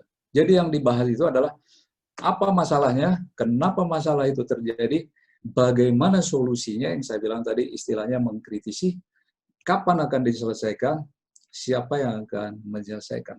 Nggak bisa lepas kita dari 5 ini, walaupun hari ini kita membahasnya sampai dengan how. Masalahnya tadi kita tahu, root cause-nya udah kita tahu, dan sekarang kita bicara mengenai jalan keluarnya. Tadi udah kita bicara mengenai culture inferior, arrogant, incommunicado. Bagaimana cara memeranginya? People transformation. Kalau kita ngobrol dengan tim kita, hendaknya kita bicara mengenai amanah, integritas. Sebaiknya kita berbicara mengenai filosofi Ihsan. Better, better, better. Hidup yang lebih baik kemarin, hari ini, dan esok. Kombinasi amanah, Ihsan membawa kita ke dalam transformasi attitude. Ya. Jadi, saatnya kita berpikir sekarang kawan-kawan, secara sederhana kita gambarkan diri kita, community kita dalam suatu SWOT. Strength, weakness, opportunities, threat. Tapi syaratnya ada satu, we have to be honest, jujur. Karena apa kawan-kawan? Cerita amanah itu, we have direct relationship dengan Yang Maha Kuasa, Sang Pencipta. Artinya nggak bisa main-main. Struktur organisasi hanya sekedar struktur organisasi, buatan manusia. Tapi kehidupan di dalam komunitas itu adalah amanah dari Yang Maha Kuasa. Jadi apa yang kita doakan, which is umumnya sebagian besar adalah doa yang mulia, kita turunkan itu dalam suatu analisa kuadran di dalam komunitas kita. Tapi sebaiknya kita jangan terlalu memblow up, kami kuat, kesempatan masih besar. Kadang-kadang pidato kita kan begitu ya, tapi kita sulit mengungkapkan kelemahan kita. Kita yang iri dan sebagainya, pada akhirnya banyak yang terjadi di perusahaan itu. Ancaman terbesar itu ternyata kawan-kawan bukan competitors. Ego kita, attitude kita, sikap hidup kita yang tidak mau menerima perubahan. Jadi kalau dia honest, kita lihatlah misalnya di sini secara realistik, kekuatan kita oke lah, bagus. Skor 3 dari kemungkinan 5. Tapi mari kita perbaiki. Kesempatannya di Indonesia, kawan-kawan, is so huge. Masyarakatnya 270 juta, bonus demografinya sudah dipuji-puji. Ini sangat bagus untuk UMKM, termasuk kita yang ada di komunitas seperti Morich Community. Bersatu dalam suatu ekosistem, masuk di dalam suatu platform, atau background-nya ada platform. Di situ mereka membangun satu trust dalam rangka membuat suatu kegiatan-kegiatan yang akan memancarkan satu cahaya atau hope untuk perbaikan ke depan. Kita akuilah kelemahan kita, kita kurangilah ego kita sehingga resikonya menjadi lebih minimal. The power of minds yang katanya dari Eleanor Roosevelt. Kalau kita sebagai pemimpin community berbicara mengenai people, small minds, average mind kalau kita discuss event, ya. Tapi great minds akan discuss mengenai ideas. Itulah ide tadi mengenai SWOT analisis itu. Apa kekuatan, apa kelemahan, apa opportunities, dan threat. Ya, ini pendapatnya Eleanor Roosevelt. Jadi ideas itu sebenarnya is so huge. Fenomena iceberg. Bagaimana cara mendapatkan ide itu? Ada yang menyebutkan di dalam satu coaching, gunakan aja Obama method. Jadi kalau Obama method itu kawan-kawan saya gambarkan sederhana gini. Kalau pimpinan itu tendensinya kan merasa pimpinan, king, bos selalu ingin bicara. Kalau Obama strategi dia pada saat ingin mendapatkan ide, dengan sengaja katanya begini kawan-kawan, perhatikan dia tutup mulutnya. Because he wants to listen. Formulanya katanya, pimpinan itu 80% tugasnya mendengar. 20% bicara, tapi bicara ini pun adalah asking and listening. Asking great questions. Jadi bahasa dia waktu bertemu dengan timnya itu bukan bilang, visi saya adalah membuat perusahaan kita menjadi yang terbaik di Asia Tenggara, bukan gitu. Tapi dia bertanya kepada tim, kawan-kawan, ada misalnya 50 orang, kawan-kawan mau reach community, menurut kalian sebaiknya bagaimana ya? Jadi maksudnya gini teman-teman, di keluarga pun, instead of telling people what to do, misalnya ke anak saya, Jessica atau Samantha, atau ke istri saya, pokoknya mulai besok saya sebagai pimpinan peraturannya A, B, C, D, E. They won't listen to you. Mereka tidak akan dengar. Tapi kalau saya tanya, Jess, gimana baiknya ya situasi krisis gini? Papa udah nggak kerja, tinggal ngajar. What do you think? What do you think? That's the process of going dari permukaan di atas sini, and then we go down deep to their heart untuk berdialog, untuk mendapatkan pendapat, sehingga pada akhirnya nanti mereka kembali dengan ide. Begini loh Pak Salam, Ibu Sonia, Ibu Ferry, bos-bosnya Moritz, begini nih. And then we listen, kita tanya lagi, why? Kita tanya lagi, how? Kalau what-nya kita udah tahu lah. Jadi kata tanya yang terbaik itu adalah why, how. Kalau kita mulai dengan what pun oke, tapi pertanyaannya adalah what do you think? What do you think Pak Panahatan Utajulu? What do you think Prof. Roy Sembel? Pak Wawan? Karena they are all rich. Kebetulan saja kita ditunjuk sebagai pimpinan dalam rangka mengkoordinasi. Tapi the knowledge, the capacity itu ada di tim kita. Jadi teori leadership, saya lupa ini yang nulis siapa. Dalam situasi krisis katanya kan kita menggunakan filosofi remote leadership. Ya. Jadi sudah ada Zoom. Presensi itu wajib ditunjukkan. Tujuannya dalam rangka apa sebagai pimpinan? Kita bisa disebut sebagai pimpinan bila kita dapat yang sebelah kiri ini memenuhi kebutuhan orang lain. Dalam filosofi mereka, kita sebagai pimpinan, kebutuhan kita sudah tercapai. It's enough about myself. Diri kita. Sorry, aku minum dulu ya. Kan misalnya kita menjadi top management. Rumah disediakan, mobil disediakan, supir disiapkan, gaji bagus. Jadi tugas kita itu adalah mengayomi, role model. Orang lain yang kita urus. The needs of others. Baru kita disebut sebagai pemimpin.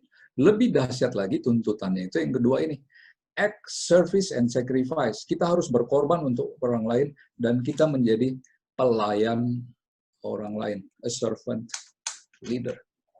Kalau kita sok-sokan datang ke kantor sampai di lobi, tas kita diangkat, ya udah selesai kita sebagai leaders.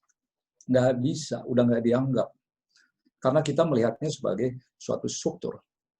Tapi berkorban untuk mereka, menyelamatkan mereka, apalagi dalam situasi yang sekarang. Nggak usah coba-coba bicara mengenai streamlining. Kecuali voluntarily mereka request to do so. Jadi kalau kita bisa melayani, sacrifice untuk orang lain, baru daya influence kita itu keluar. Inilah yang saya bilang, amanah itu. Datangnya bukan dari kita, tapi anugerah, rahmat dari yang Maha Kuasa. Jadi sebenarnya yang bekerja untuk kita itu belief saya, bukan kita. Karena kita adalah alatnya yang Maha Kuasa untuk melakukan something big dalam bentuk hope, perubahan attitude, role model, sehingga bisa mempengaruhi orang lain. Baru kita layak disebut sebagai leaders. Kalau hanya berdasarkan suatu surat keputusan, Sabam diangkat sebagai CEO atau CFO, it's just on paper. Manusia, buatan manusia. Hidup kita amanah, direct relationship dengan Yang Maha Kuasa. Jadi, kita wajib to light the fire, menghidupkan apinya itu. Membawa arena mensana in corpore sano. Jiwa yang kita selamatkan. Bukan tubuhnya. Kalau tubuhnya, they can take care themselves gitu. Jadi kita ajari mereka bagaimana memanage risk yang di bawah ini. Failure adalah sesuatu untuk membawa kita menjadi lebih baik. Doubts, keraguan-keraguan itu adalah harus kita minimize. Criticism kita hilangkan, ya kan? Yang saya bilang tadi Obama method itu kan. Nggak ada gunanya kawan-kawan kita mengkritisi bawahan kita. Tapi kita bilang, so what do you think? Memang dibutuhkan kesabaran. Melepaskan ego yang saya bilang tadi sebagai tantangan itu. Disiplin, sacrifices, rejection, late nights. Ya. Katanya kalau kapten kapal itu kan yang terakhir terjun dari kapal kalau terjadi sesuatu dengan kapal itu. Jangan kita kabur menyelamatkan diri, meninggalkan krisis itu. Persistensi itu kita tunjukkan ke mereka, hard work dengan heart, dengan sepenuh hati. Energi itu akan kelihatan oleh pasukan kita. Nah, jadi dalam konteks ini kawan-kawan, dalam rangka misalnya berbisnis, inilah pendapatnya John Hagel. Pernah dia melakukan diskusi di Singularity University. Beliau ini salah satu board member di Deloitte, kalau nggak salah ya. Dia bicara mengenai ekosistem dan platform. Saya jadi ingat nih Prof. Roy Sambel hadir hari ini, salah satu profesor di ITMI, tanggal 15 Oktober beliau akan berbicara mengenai ekosistem, di ujungnya itu ada edge. Kalau ada waktu, kita datang untuk mendengar karena ini ilmu yang relatif baru. Jadi kalau kombinasi ekosistem, platform itu, ada kumpulan manusianya, ada customers, ada things-nya, ada IT system, ada intelligence. Ini akan berjalan baik bila masyarakat community yang ada di dalamnya itu berpikir dengan suatu trust. Ini attitude. Dan pimpinannya bilang, what do you think about our client? What do you think about the stuff that we sell? Bagaimana backup IT system kita bisa mendukung database kita dalam rangka membuat satu keputusan yang terpusat pada suatu artificial intelligence lah ya, bahasa kerennya ya, saya nggak begitu paham mengenai itu. Jadi memang kalau kehidupan kita menjadi running exponentially and at the speed of light, nggak bisa tidak, kita harus masuk dalam suatu ekosistem. Disinilah kita berbicara, misalnya, kalau kita masuk di dalam satu kuadran, disinilah kita misalnya sebagai employee atau sebagai manajemen, kelihatan ya kawan-kawan ya, di sebelah kiri ini saya gambarkan. Kemudian lazimnya kita masuk ke area, ya udahlah, gue udah pensiun nih, masuk ke area self-employed. Tadinya kita di sini bekerja sendiri, konsep ESBI. Ya.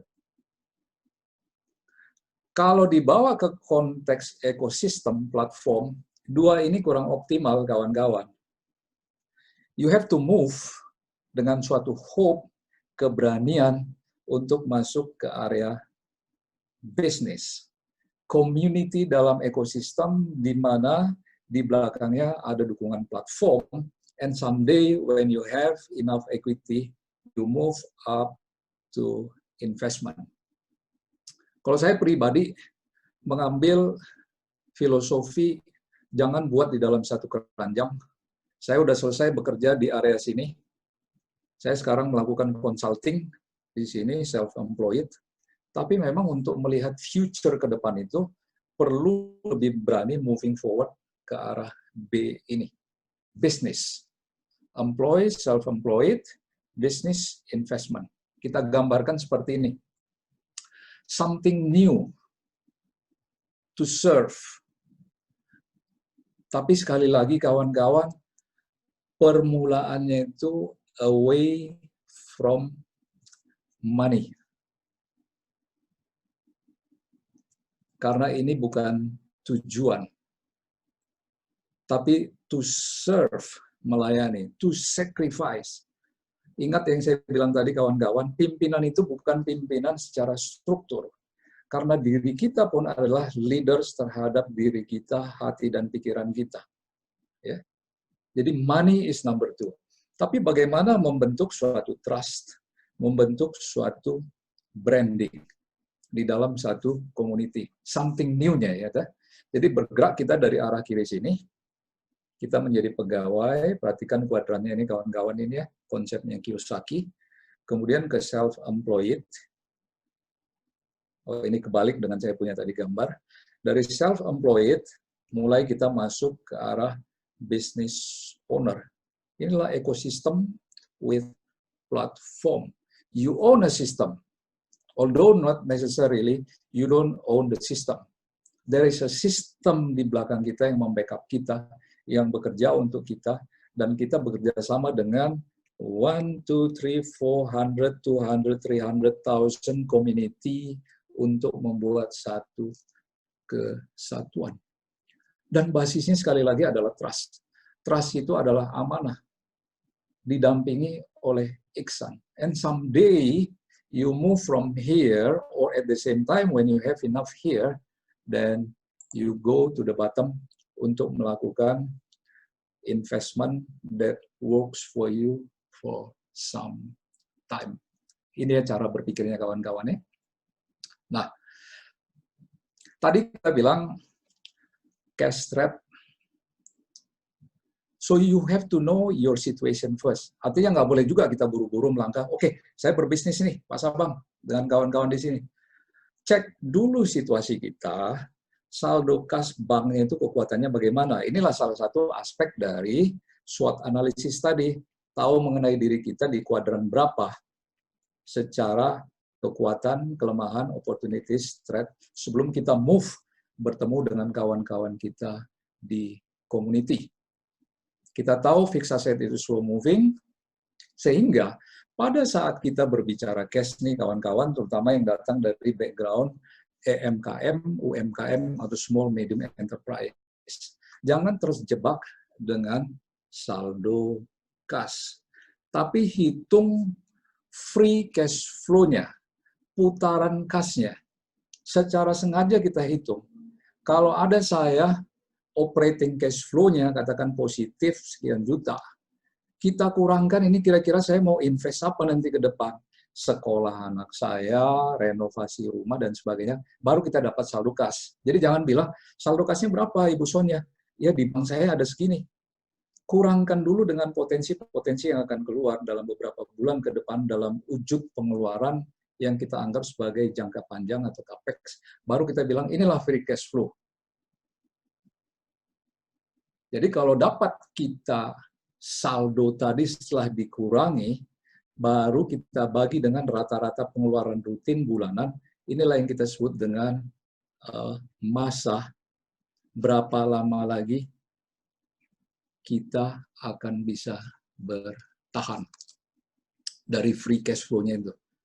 Kalau di perusahaan umumnya diharapkan bisa bertahan dalam situasi seperti ini 1,5 tahun sampai 2 tahun. Tapi what happens right now, free cash flow, daya tahannya, endurance-nya itu rata-rata di sekitar 5 bulan sampai 6 bulan. Which is dangerous gitu. Jadi sebelum move kita ke kuadran yang berbeda, konsepnya Kiyosaki tadi, know yourself, lihat dulu free cash flow-nya, hitung dengan bini kita, berapa kekuatan cash flow kita, free cash flow-nya kawan-kawan ya, bukan saldonya.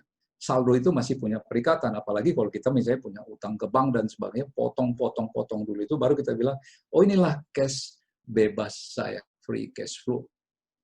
Nah, sehingga waktu kita berbicara mengenai cash flow ini singkat saja, inilah dari operasional rutin harian kita, berapa yang akan kita invest, berapa yang mau kita bayar untuk utang ke tetangga, utang ke warung atau apa, untuk dapatkan free cash flow, baru kita nanti bisa berbicara, I will be moving ke kuadran sini kita udah selesai, masuk ke kuadran sini atau kita misalnya sedang di sini, move kita ke area sini, bertemulah kita dengan suatu community untuk membicarakan alternatif-alternatif dalam kehidupan.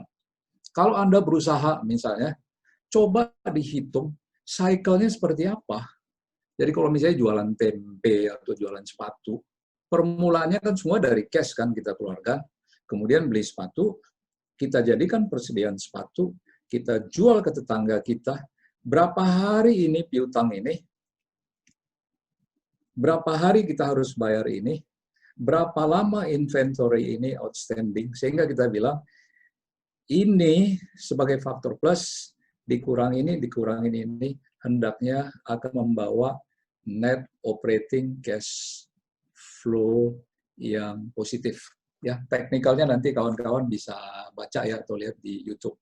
Jadi, kenapa itu tadi perlu saya sampaikan? Karena gini kawan-kawan, 3 ini bersaudara. Awalnya kita bilang, ada saldo Pak Sabam, tenang aja kok rewel sih.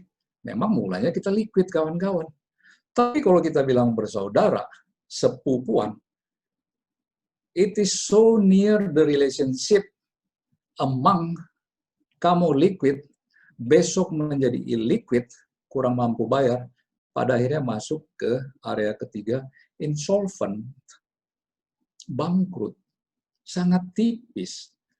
Makanya saya bilang tadi kawan-kawan, kalau kita berbicara, selalu konteksnya itu, apa masalahnya, apa root cause-nya, kemudian bagaimana menyelesaikannya, dan jangan sok tahu di dalam keluarga atau di dalam perusahaan, gue maunya begini, nggak bisa kawan-kawan. You have to ask your people. Kawan-kawan, kita sekarang di sini liquid menuju illiquid ya. Bagaimana nih jalan keluarnya nih kawan-kawan? Bicarakan di keluarga, bicarakan di community, bicarakan di perusahaan. Sehingga karena mereka bersaudara, setiap hari attitude, technicality, pertanggungjawaban laporan keuangan harus dilakukan transformasi. Sebaiknya dilakukan transformasi.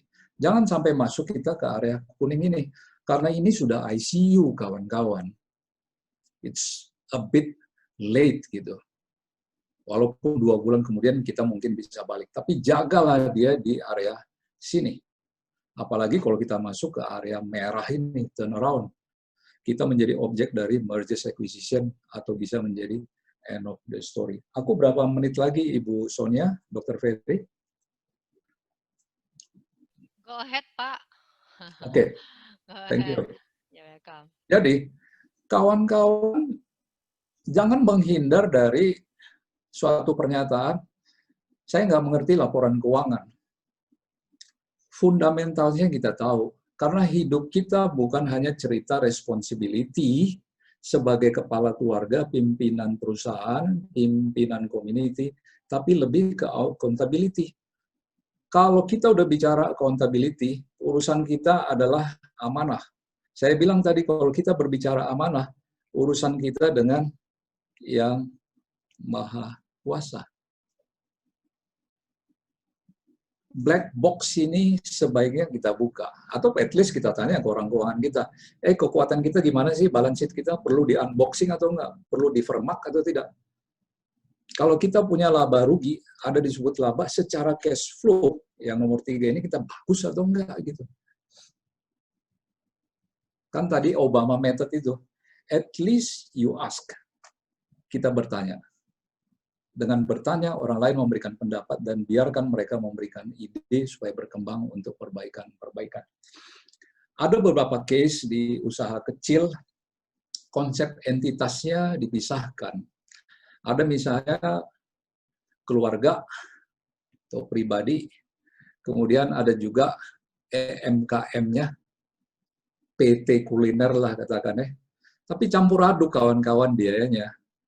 Biaya kita perjalanan ke Bali dalam rangka liburan, kita masukkan sebagai biayanya PT kuliner. Atau sebaliknya, yang harusnya biaya PT kuliner kita masukkan ke biaya pribadi. It ruins, it damage your quadrant. Itu maksudnya kawan-kawan. Konsep entitas ini memisahkan. Usaha saya punya pertanggungjawaban laporan keuangan tersendiri. Urusan pribadi saya, at least dari sisi cash flow, saya bisa hitung. Dengan begitu, clear responsibility-nya dan lebih jelas accountability-nya. Jadi jangan menghindar kawan-kawan dari situasi seperti ini. Ini sebagai closing, kawan-kawan, takeaways-nya, krisis adalah masa untuk bersyukur, untuk kita lebih kreatif. Saya lebih setuju menyebutnya bukan new normal, karena kita akan menunggu kapan datang, tapi kita sebut new better. Inilah kehidupan itu. Inilah equilibrium itu, sehingga menjadi positif attitude kita, bahwa kita bisa. Katanya kan apa yang kita bilang itu merupakan tindakan kita, kan? Belief kita dari apa yang kita katakan. Purpose kita adalah amanah, kawan-kawan. Marilah berterima kasih kepada krisis ini dalam rangka membangun kreativitas. Dan satu fondasinya yang berhubungan dengan finansial itu, cash is king, sebagai konsekuensi yang saya bilang tadi, cerita trap itu. Ada kemauan, ada jalan, attitude kita menentukan altitude kita, yang bahasa saya tadi adalah hope, bersemangat, yang di iceberg fenomena. Digitalisasi, we cannot avoid. Ini yang dibilang John Hagel itu, you have the ecosystem, you must have the platform. Kalau mau lebih jauh mengenai ini yang saya bilang tadi, kita ngobrol-ngobrol dengan Prof. Roy Sambel, salah satu ahlinya di Indonesia. Atau mungkin Prof. Renat Kasali kali udah hadir ya di sini ya. Aplikasi keuangan juga banyak yang gratis kalau ingin kita mendapatkannya, kawan-kawan. Ekosistem digitalisasi kunci untuk menghadapi exponential growth dalam rangka kita sustain. So, serve with heart, hope. Sebagai pimpinan kita wajib hadir, even remotely, and listen to your team. It's now or never, kawan-kawan ya. Bukan saya pesimistik gitu. Untuk umur-umur seperti kita, atau yang baru selesai dari penugasan kita, chance-nya itu bagus kita ambil sekarang. Kita pikirkan gitu. Karena apa? Kita ini adalah ibarat pohon. Basisnya adalah sincerity.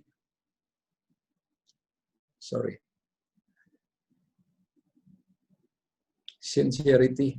Inilah pohon kehidupan, inilah community, inilah keluarga kita, inilah perusahaan kita, inilah tempat praktek dokter kita, tempat konsultansi kita, inilah pertemuan kita hari ini. Kita memiliki knowledge, kita memiliki kecepatan karena dunianya seperti itu, kita juga memiliki keberanian, kita punya attitude, passion, dan perseverance dalam rangka menjalani kehidupan. Sebaiknya kita sirami dengan amanah, kita sirami dengan compassion. Compassion ini kan bercerita mengenai cinta kita terhadap orang lain ya. Kalau passion itu terhadap diri kita dan apa yang kita kerjakan. Tapi compassion ini adalah melihatnya terhadap tim yang kita pimpin, supaya pohon ini berbuah baik, matang. Dan matahari yang di kanan atas ini adalah lambang dari kehadiran Tuhan yang Maha Kuasa, Sang Pencipta, yang memberikan efek fotosintesis di dalam kehidupan kita. That's my thought untuk kita Q&A. Saya kembalikan sekarang ke Ibu Dr. Ferry dan Ibu Sonia. Terima kasih. Oke, wow, amazing Pak Sabam. Thank Saya you. sampai melongo-melongo nih Pak. Iya. Sangat luar biasa, maknanya sangat dalam ya. Oke, sebelum kita masuk ke dalam sesi tanya jawab, saya akan menyampaikan beberapa pengumuman terlebih dahulu. Siapkan pertanyaan Bapak dan Ibu bisa melalui chat atau Bapak dan Ibu bisa raise hand ya. Nanti kita akan kasih kesempatan untuk langsung bertanya kepada Pak Sabam. Dan biar Pak Sabam istirahat dulu Pak, minum-minum dulu Pak. Yes. Ngaso sebentar. Oke Thank Pak, you. saya akan share screen untuk masuk ke dalam pengumuman di dalam event berikutnya dari Moritz Community ya. Oke. what the next event? Saya semangat kalau pengumuman ini, Pak. Kenapa? Karena tugas dari Moritz Community, hati kami ingin memberikan yang terbaik kepada semua masyarakat. Kami ingin memberikan solusi. Kita sudah tahu pembahasannya, apa yang kita harus lakukan, baik kita dari diri kita, situasi di luaran sana seperti apa. Nah, apa sih sebetulnya yang harus kita lakukan? Kita, we cannot waiting something happen, tidak bisa menunggu sesuatu terjadi. Kita harus memang move on, harus juga bukan cuma move on, tapi melihat sesuatu yang mungkin bisa kita, ibaratnya orang katakan, jangan taruh telur di dalam satu keranjang. Kita perlu keranjang yang lain untuk menyimpan telur ini supaya kalau jatuh enggak sampai jatuh semuanya dan pecah, ya. Oke, saya ingin banget ini video cuman enggak sampai 4 menit, tapi ini adalah situasi keadaan dunia sekarang yang sedang kita hadapi, ya kita masukin. Tapi enggak usah khawatir Bapak dan Ibu. 6% in April, the highest in nearly 8 folks are coming back into the labor market, but they're just not finding jobs. Unemployment said new claims for unemployment insurance jumped to the highest level. People employed in big cities are effectively working 6 days a week because of their long commutes. Considering cutting 20% of its workforce as it faces possible Chapter 11. Let's face it, unemployment is at an all-time high. Entire industries are downsizing. The stock market is in the tank. Trillions have been lost. And it's not over. One of the richest men in America, Warren Buffett, said it best. This downturn could last 8 years. What? You won't be affected? You are beyond the problems in the economy? Let me ask you a question. If you lost your job tomorrow, and I don't care if you're a CEO, dental hygienist, or plumber, if you lost your job tomorrow and couldn't find work for, say, 8 weeks, would you have enough money to survive? Yes or no? If the answer is yes, what if it took you 16 weeks, 52 weeks? If the answer is no, guess what? You need to make more money now. This is not rocket science. It is reality. And according to the statistics, it is the reality for the majority of North Americans. Because if you run out of money in a slow economy, you will suffer. Your family will suffer. Your kids will suffer. But you've got a great job, right? You are recession-proof, right? Wrong. I don't care who you are or what you do. In a weak economy, the rules change. Because let's face it, if you work for somebody else, if you have a job, how secure can you possibly be? Think about it. If they find someone faster than you, cheaper than you, younger than you, better looking than you are out of a job. So, what are your options? Option number 1, go out and get a second job. Sure, why not? But chances are, you won't even make enough to pay the taxes, the additional child care, or even the extra mileage on your car. And that's if you can even find a job. Of course, even in a slow economy, we always need fry cooks and third-shift security guards. Option number 2, sit back and do nothing. You've got a 401k. Okay, you could always relax and rely on that 401k, and that was a great plan, but have you checked it lately? Don't forget, that money, your money, is not sitting in some magic vault where it gets sprinkled with 8% pixie dust. It's in the stock market, the risk market, the worst market we've seen in years. And guess what? When the market goes down the tubes, your money goes down with it. Option number 3, start your own business. Great. Of course, first of all, you'll have to lease an office, buy a phone system, sign contracts, get a CPA, letterhead, inventory, warehouse space, and oh yeah, employees. That sounds like fun, right? And with 95% of small businesses going out of business the first year, good luck. Or, of course, you could buy a franchise, a proven system, marketing tools, training. Good option. If you've got $100,000 to $1 million in cash lying around, you could become a freelancer or independent contractor. Great if you have a marketable skill and the patience to be salesperson, bookkeeper, and collections manager. Bottom line, starting a business from scratch is tough, hard, risky work. But owning your own business is the only way to take control back, the only way to control your time, cash flow, and quality of life. Oke, saya nggak akan teruskan videonya Bapak dan Ibu. Besok malam saya akan bicara tentang bisnis, build your own business, ya. Dalam situasi sekarang, bagaimana kita bisa memiliki mental seorang entrepreneur. Jangan salah pilih kuadran, Bapak dan Ibu.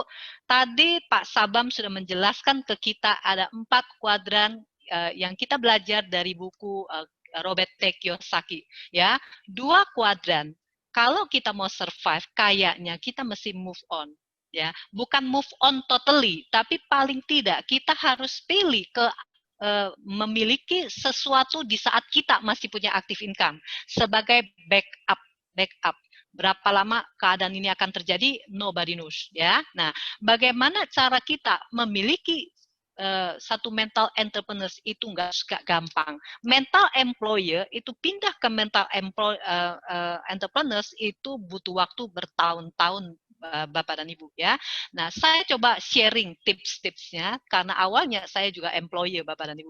Nah, bagaimana kita bisa membangun bisnis yang bertahan di era perubahan. Kita tahu dengan jelas sekarang kita masuk ke dalam era perubahan, dari konvensional masuk ke era teknologi digital. Siap nggak kita?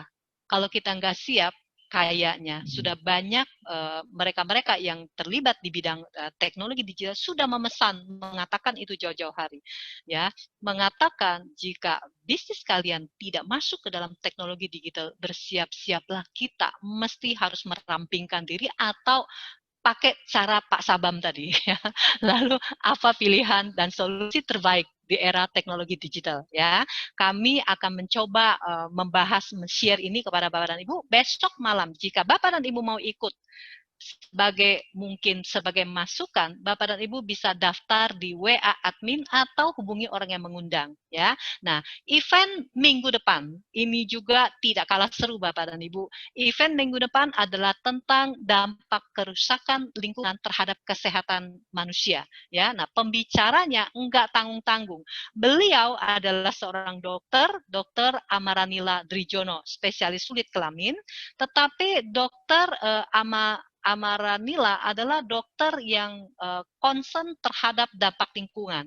Bagaimana Dokter Amara akan memberikan satu solusi dengan kondisi keadaan, dimulai dari diri kita, dimulai dari dalam rumah kita. Nah, pastikan Bapak dan Ibu juga ikut, tetapi ikutnya jangan sendirian, ngajak lebih banyak teman. Ini free, Bapak dan Ibu. Dokter Nila akan memberikan solusinya yang terbaik, apa yang harus kita lakukan untuk mengurangi dampak kerusakan lingkungan yang akibatnya kepada kesehatan kita juga, ya. Nah, kita akan